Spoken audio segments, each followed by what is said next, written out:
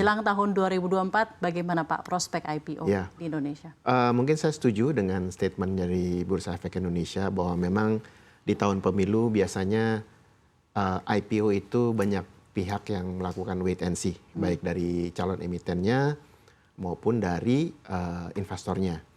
Jadi kalau memang dibilang tidak agresif, kami juga setuju, karena biasanya selama masa pemilu tersebut kita masih menunggu kira-kira bagaimana outcome dari hasil pemilu tersebut.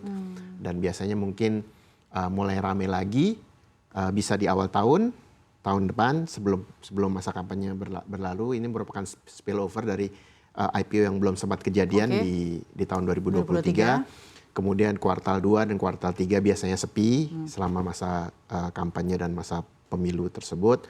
Kemudian nanti harapannya muncul kembali di kuartal 4 biasanya. Pemilu itu terutama apabila suatu pemilu itu berjalan dengan tenang dan aman dan damai akan menimbulkan harapan dari para pemodal. Mulai ramai lagi setelah ada presiden yang elected gitu ya Pak ya, maksud Anda? Mungkin presiden electednya udah ketahuan cukup lama mungkin ya, di bulan Juli itu Agustus sudah ketahuan, walaupun nanti kabinet baru akan terbentuk di bulan Oktober ya. Baik, jadi semua kembali lagi kepada pihak dari pasar masih wait and see dalam hal ini ya Pak. Dan itu menimbulkan memang 2024 ekspektasinya akan melandai dibandingkan tahun ini. Betul. Oke, baik Pak. Nah, dalam hal ini mungkin mengakhiri tahun 2023, tadi seperti yang mungkin sudah kita lihat bersama di berita, per November saja sudah dia 78 ya Pak ya untuk IPO sejauh ini. Itu angka yang baik atau seperti apa, dan mungkin evaluasi dari BRI Danareksa mengenai IPO di tahun ini Pak? Itu angka yang baik ya, mengingat kalau kita lihat sebenarnya tahun 2023 ini tahun yang cukup tough gitu, karena kita lihat volume value traded secara keseluruhan di Bursa Efek Indonesia itu turun sekitar 35% dibandingkan dengan tahun lalu. Jadi rata-rata transaksi hariannya. Namun bisa mencapai jumlah IPO sebesar itu suatu hal pencapaian yang baik. Terutama kalau kita lihat di saat yang sama kita lihat bahwa suku bunga sedang tinggi.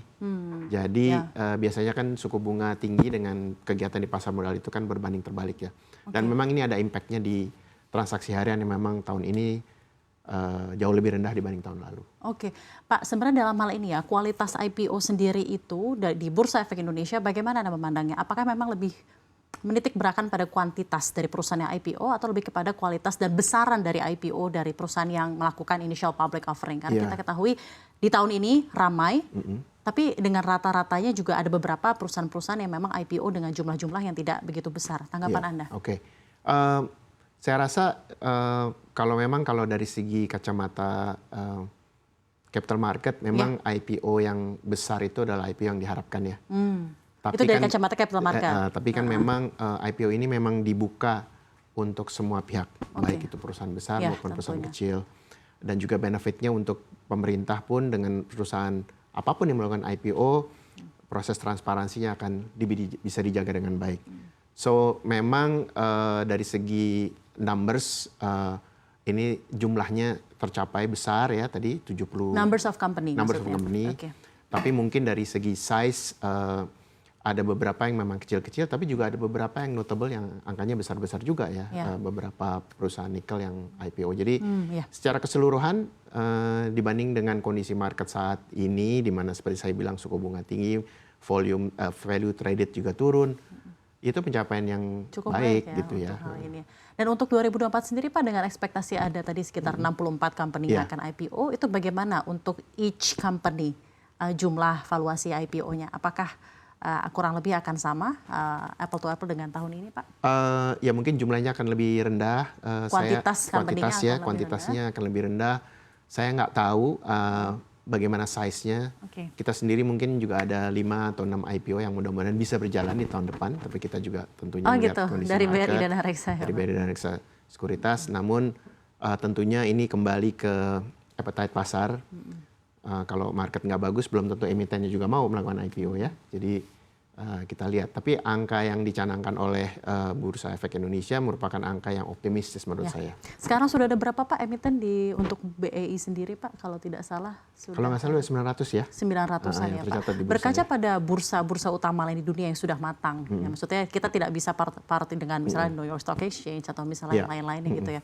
Tapi sebenarnya dengan jumlah IPO yang terus bertambah, apakah ini akan memberikan dampak yang baik Pak untuk Indonesian Stock Exchange sendiri?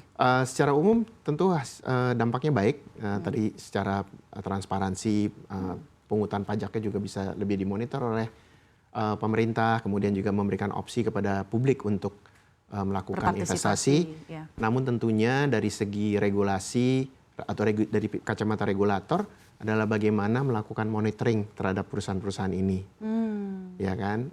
Jadi dari kacamata regulator. Dari kacamata regulator, semakin banyak perusahaan yang IPO, tentunya beban regulatory cost-nya juga akan meningkat bagi mereka. Jadi mungkin ini tanggung jawab besar buat Bursa Efek Indonesia dan juga OJK Pasar Modal untuk tetap bisa menjaga kualitas dari perusahaan yang sudah go public.